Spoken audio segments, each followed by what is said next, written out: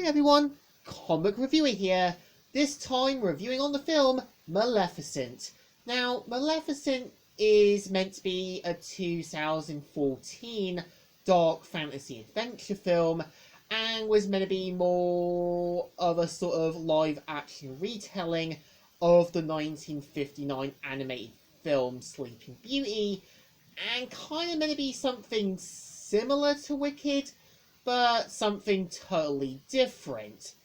Now, Maleficent, I would say, is more exploring a different take on the iconic Disney villain. And the premise of the film is meant to be about Maleficent, who's meant to be about a powerful fairy living in the malls. We see how she meets a young peasant boy known as Stefan, and we kind of see how they both become more joining to each other's worlds. But sadly, over time, we do see how Stefan in this version is meant to become greedy, selfish, at the same time lets power and high positions get the better of him. And we kind of see how Stefan betrays Maleficent by cutting off her wings and trying to worm his way into getting into the king's favours.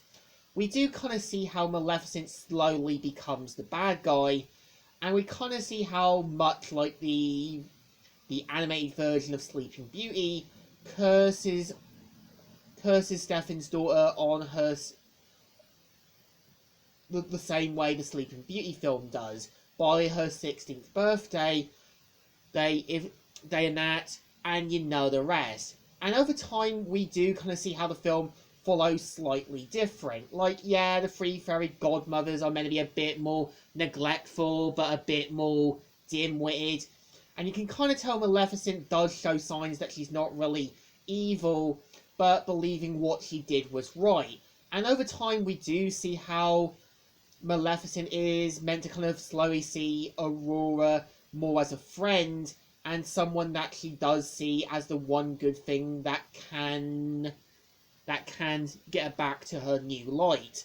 And over time, we do see how Stefan's become a more paranoid, delusional, and at the same time believes that Maleficent is going to attack. And I think the film really does a good job in showing a different side to Maleficent. You can tell she was a friend, and at the same time a good person. But we did see how people like Stefan and that betrayed her, and even shown her seeing that Stefan had no concern or care for what he did to her. And I think that's like in real life, as sometimes you will be betrayed by those who you think were your friend, only to realise there are still people who still care about you. And this also does remind me a bit of Ed, Edd and Eddy, where, yeah, we did see how there were signs that Eddie wasn't really greedy, selfish, or ambitious. There were signs that he was faking his behaviour, and when we did see glimpses and clues of Eddie's life, we did realise he was only doing it to gain approval and acceptance. Here, it also works as well. Like, sometimes we do lose our way, but there's always going to be people out there who still care and love and respect us. And I think for the most part, I would say, when you also do have Maleficent's crow minion, known as Devril, I think he really does work. Like, yeah, when he has his human form, he does try to be the voice of reason. And you can kind of tell he's just kind of worried that Maleficent might take things too far, or might make things just as worse. And I feel like even though it is an altered version from Sleeping Beauty, they still try to make it less of a wicked copycat, and just showing you that, yeah, not all people are good and evil. Sometimes they either lose their way because of something bad happening to them, or sometimes they just need a friend or companion to help them get back on the right track.